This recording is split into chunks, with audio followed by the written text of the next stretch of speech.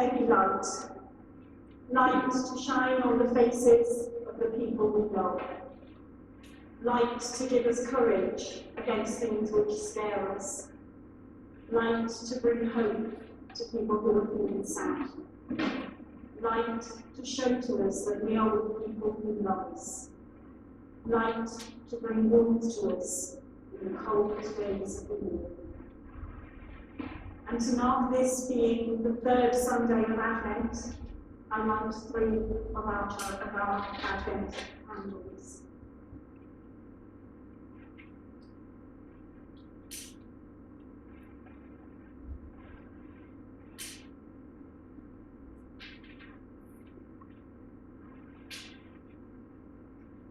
And to bring yet more light, because the young people are staying with us today, I'd like to invite you to come and light water and tea lights if you'd like to do that.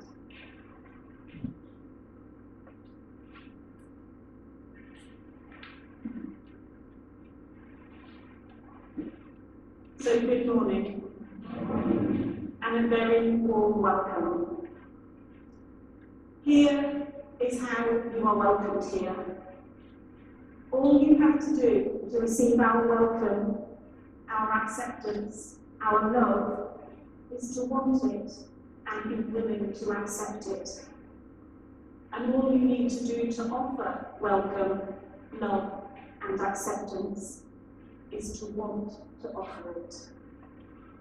May each of us here feel welcomed by everyone else, and may every one of us welcome the other. You are welcome here. Let's join in our first hymn. It's number 30 in the purple book. Each seeking faith is seeking light. Hymn number 30.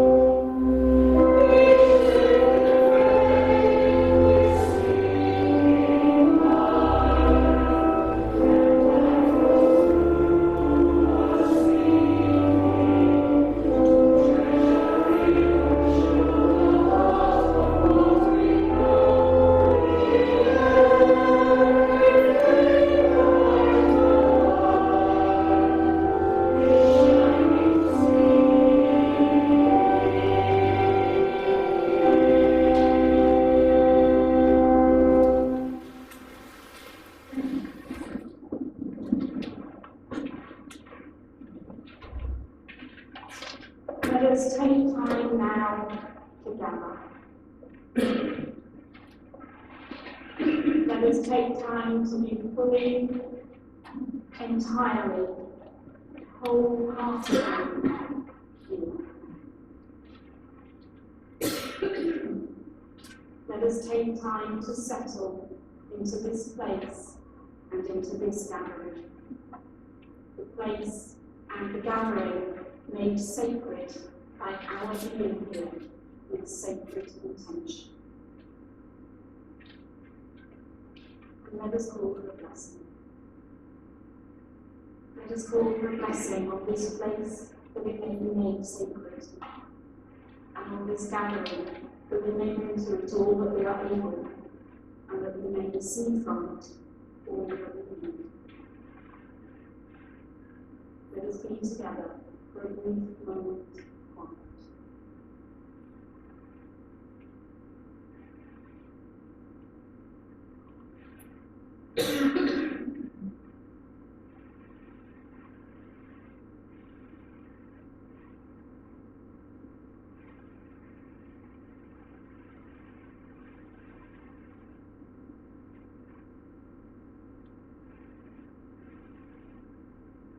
And now, let's join in singing the Lord's Prayer.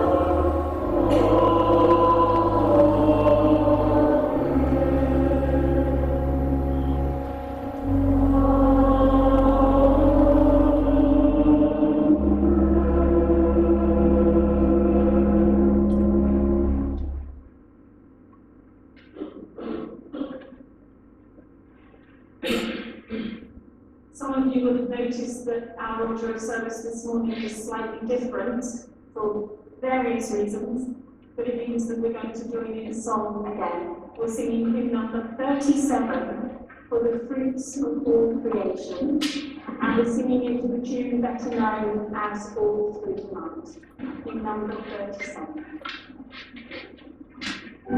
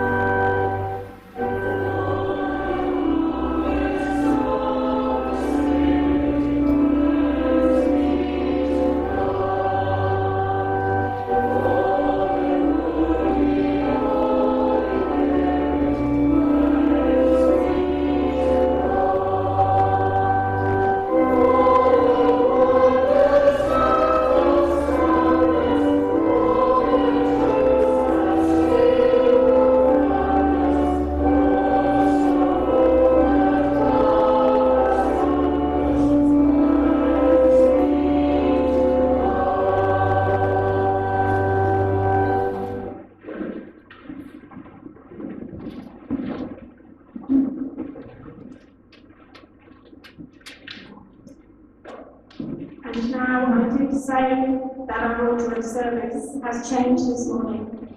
Your financial contributions to the upkeep of this building and the work of the community will now be received.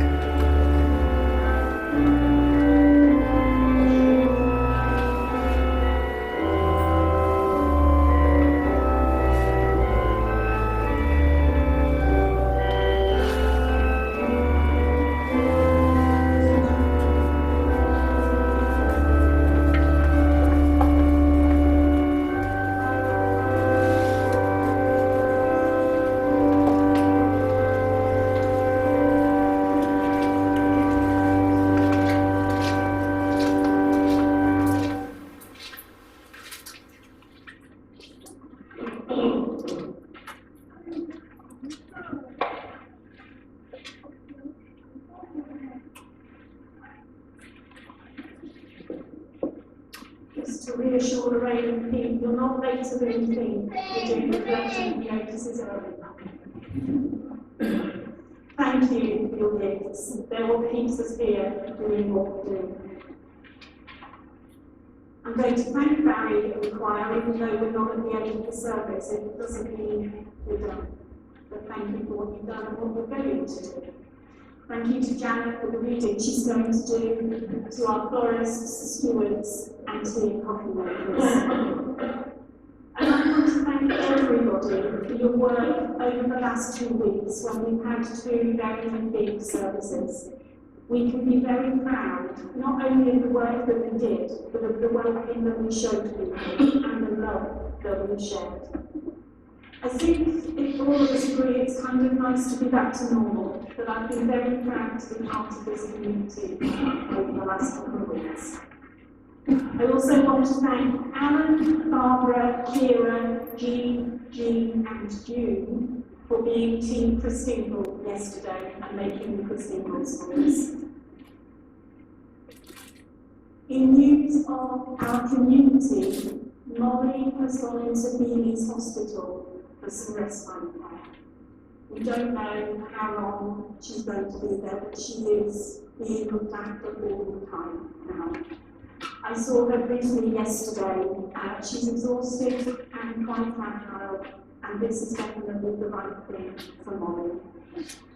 Liz, her daughter, says that Molly is very fragile, so if you're going to go and see Molly, get in touch with someone first to check.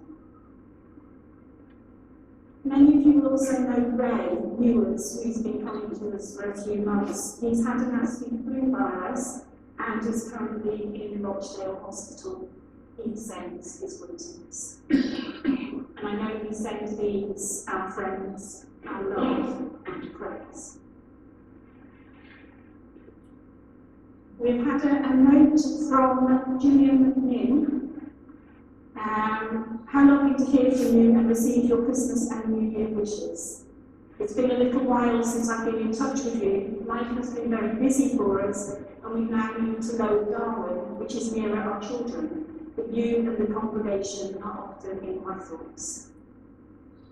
May I take this opportunity to wish you and all the congregation my very best wishes for the festive season. So that's from Julie. And we have congratulations due to Margaret and John Fitzpatrick on the birth of their first grandchild, Hazel Amber, who was born on the 29th, I'm sorry. John and Margaret have provided tea and coffee this morning to celebrate. The Fair Trade store will be available after today's service. After next week's service, there will be a communion, which everyone is welcome to attend. There's a notice on the board about a Unitarian conference in Birmingham in February. Applications are due very soon, so have a look if you might be interested. You've probably seen that the Christmas card box is in the lounge. Any that aren't taken by next Sunday aren't going to do that. I'm still hoping to get some more Christmas greeting recordings for Jean Taylor, so if you'd like to do that, if you could look for aid in the vestry after the service. This is the best offer you're going to get over Christmas, I'm sure. There are some used candles in the lounge. They've got life in them, but they're not ones we're going to use in services. So if you would like some half-used tea lights or candles, please help us out. If someone could put in mind Betty's duties for coffee morning on the 28th of December, we'd be very grateful. Next week, I'm having a day off on Monday. I'll be in the vestry on Thursday and then Friday morning, but only in the morning on Friday because I'm going on the Saturday special. So you're welcome to the back on the 30th. Your envelopes for collections for next year are on the table in the foyer if you'd like to pick those up. Have a nice day.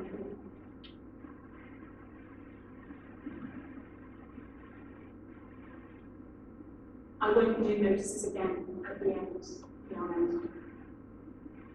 In a few moments, we're going to hear our musical interlude, and during it, I invite you to come up to the table at the front here and collect a Christingle candle to take back to your seat. We'll be lighting them nearer to the end of the service. If you are vegetarian or you just don't eat sweets, there are some that are made just with fruit, so pick carefully. If you have qualms about a real candle or if you're very young, there are some that have glow sticks instead. So there is a variety of Christingle to meet your need. And also the cocktail sticks in them are quite pointed, so please be careful.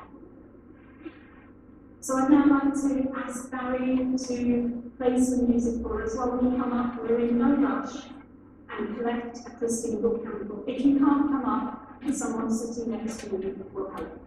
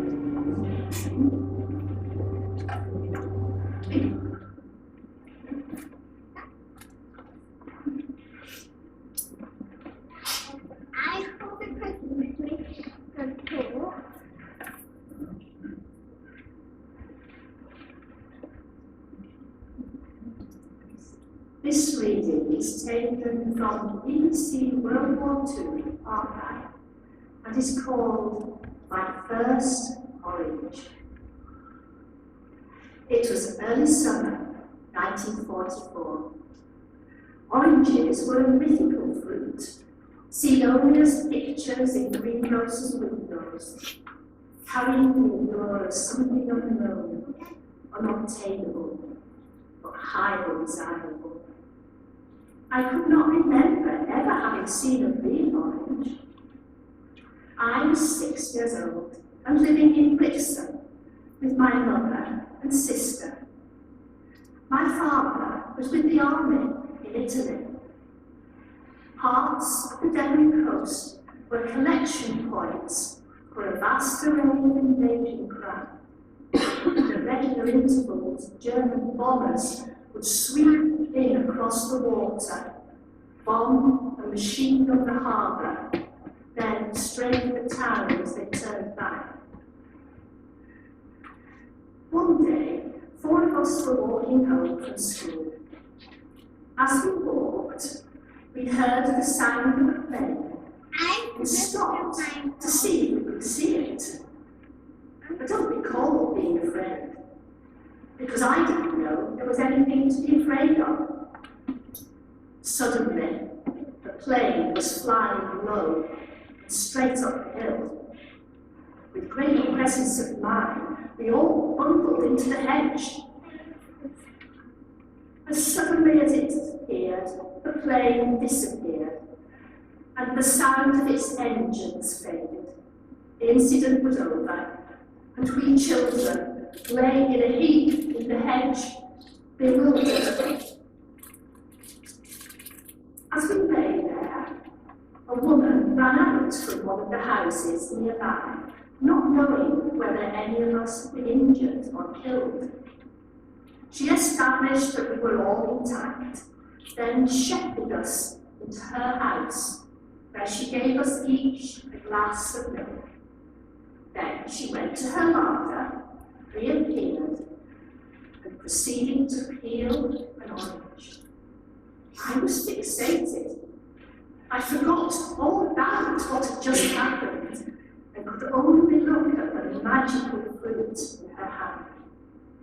She carefully broke it into 4 quarters and gave us each a piece in our hands. How do I describe that first taste? I can't. I only know it lived up to expectation, and ever since, oranges have been a reminder of an important day in my life.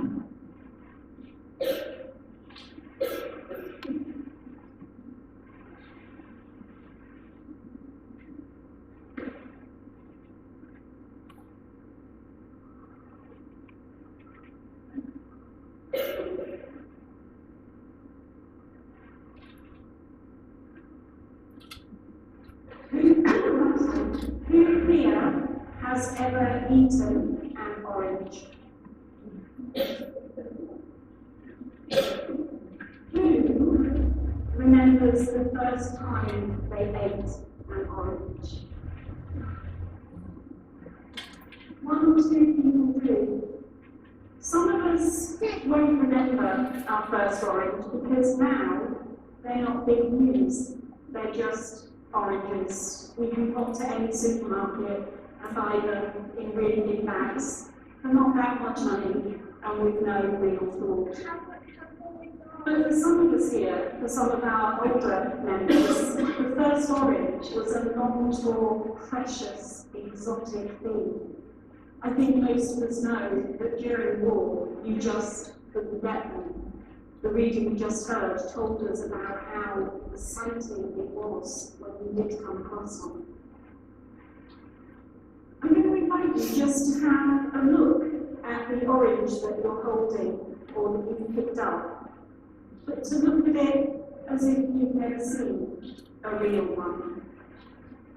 Now, the first one you saw would have looked quite like this, but just imagine that you've never seen this except in pictures.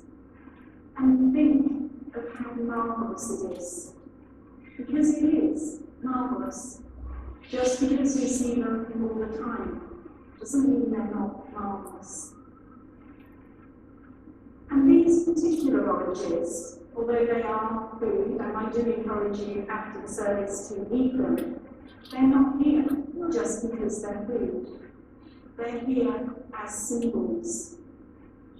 So just think for a moment of the fact that we have a life in which we can hold food and know that we don't even need it. When we have communion here, I always ask us to remember how miraculous it is that we have food to eat that we don't need.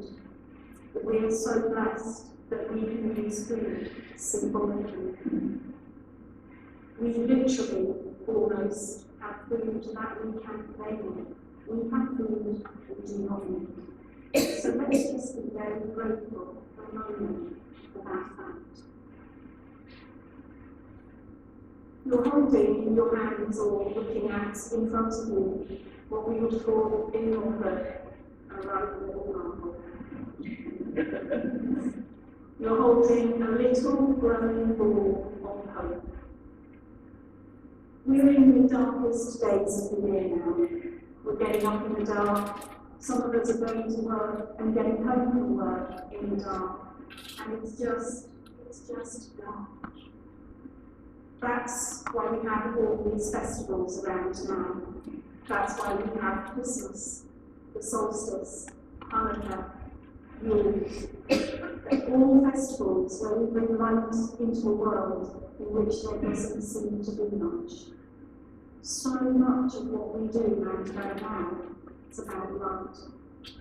Tree lights, candles, glitter, tinsel, shiny, bright, glowing things to remind us that there is always light somewhere nearby. Even in this room with its lights, we know that we need more and crave more light. Even when most of us can have light literally at the flip of the switch, we need to know there is more. So in your hands, you have a little ball of brightness, and perched on top of it, you have the potential for more light. Because we make light happen. We have to make light happen. Because when the days are dark, when the world feels bleak and cold and scary, and the nights are very, very long, we can do something about it. Just like the oranges are here as symbols, so are candles. But symbols are real. In a little while, when we light the candles, let's be aware of the realness of the light, and that we can bring real light into the world. I'm going to light the first of our Christingles. I'm going to light it from the chalice candle that we lit at the beginning of the service. And I want you to watch, particularly the younger people, and see what happens to the chalice candle when I take something out.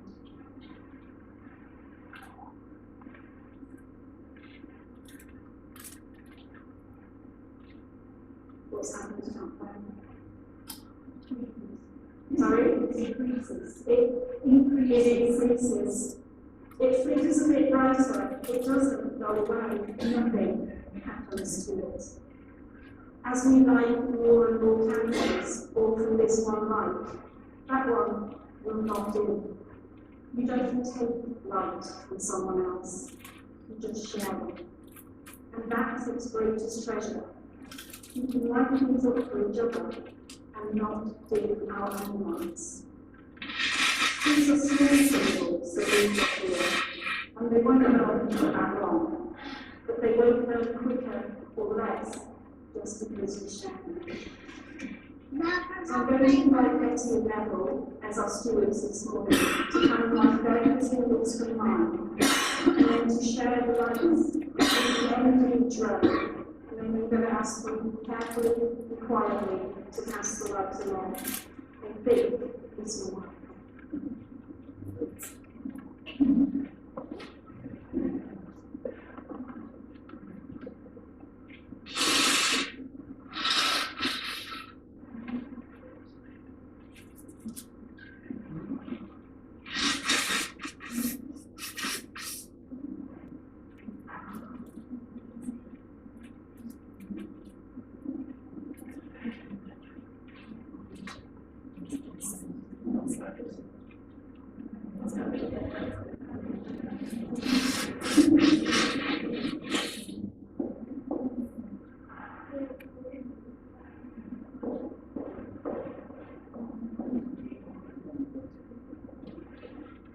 I'm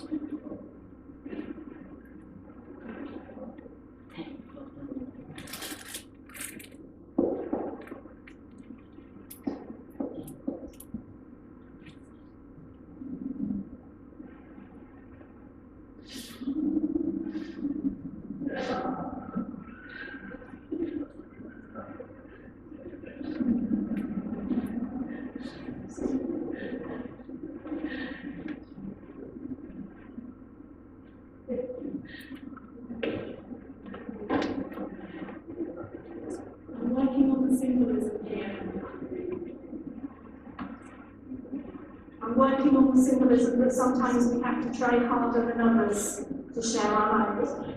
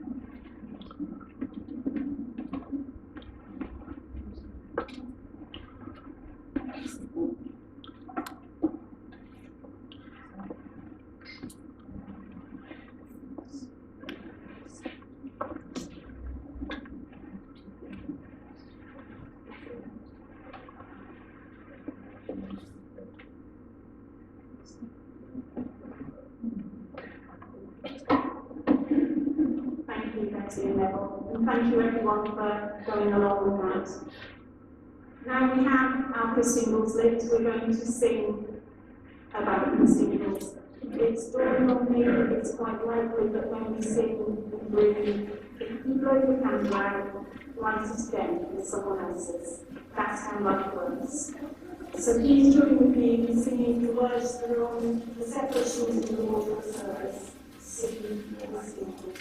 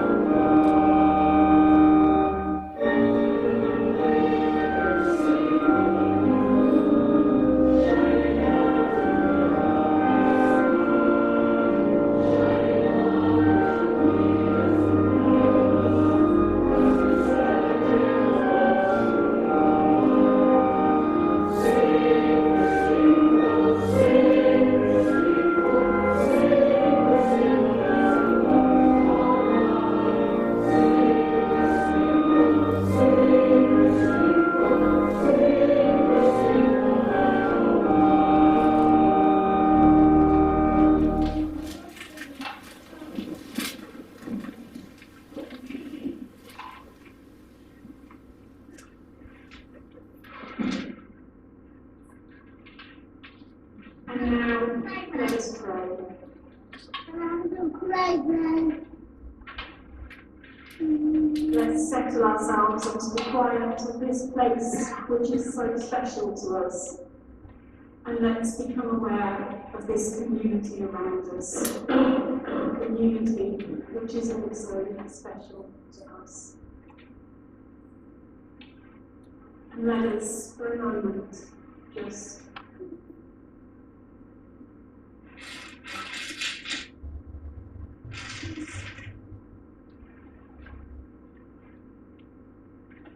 and let us bring our attention to the Christingles in front of us, and let us ponder them.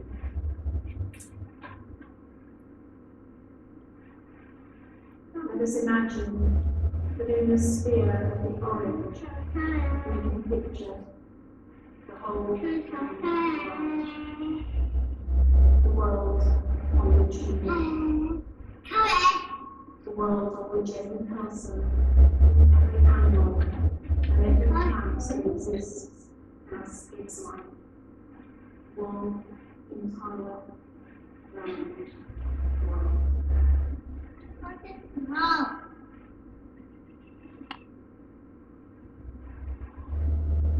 Let us notice that in the soft roughness of its heel, we can picture the main problems the world holds. Some of those problems are ours, and some of those problems belong to people many, many miles away. And all those problems are on our one whole round world. So for a moment, let's be aware of those problems and pray for the strength to bear them.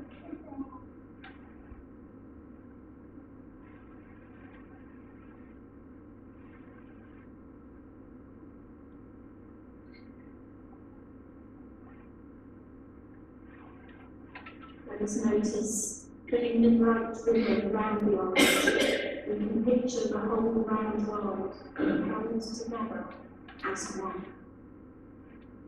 But despite all our differences, and despite the problems, everyone and everything living on the world shares so much. So let us, for a moment, focus on that togetherness and pray for the grace to do what we can to maintain it.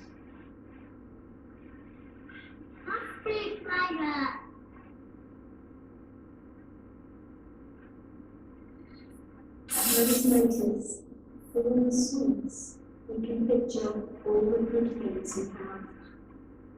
Sweets themselves are good things, but we can also envision in the sweets our friends, our families, the people we love, the fact that we have enough to eat and that we have shelter and safety. So for a moment, let's focus on the good things in our lives and pray that we might fully receive them.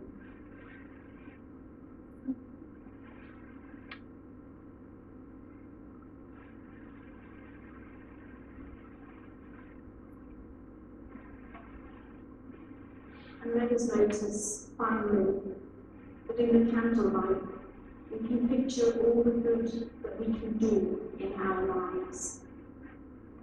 Each of these little lights is tiny, but between them, they bring a glow to the room. Our one little light on its own probably wouldn't do much, but joined together, they shine on our faces, they make the room glow, and they make the world a little better, a little brighter, a little happier. So, for a moment, let's focus on the power of one tiny light and pray that our light shines out throughout the world so that we can share it with those who need our lights to strengthen theirs.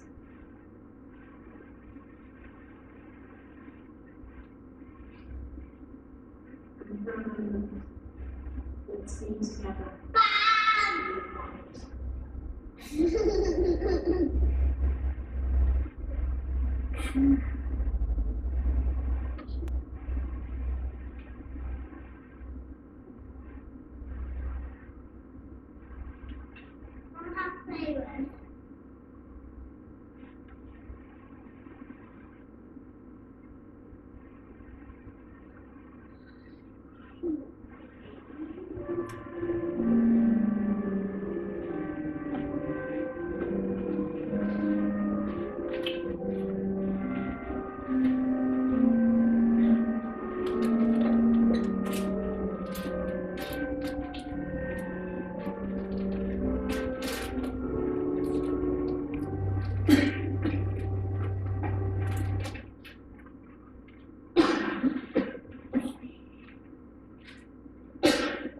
Now let's join in our final hymn, number 42, from the Light of Days Remembered, hymn number 40.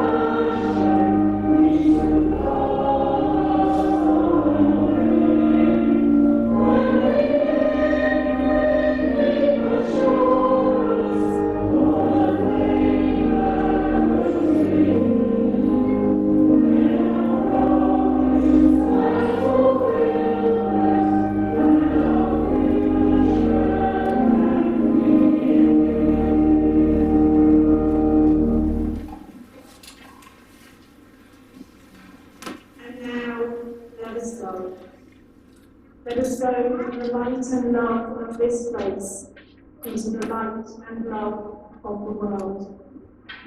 That light, just now muted, just now clouded, is low and chilly, but light and love it is.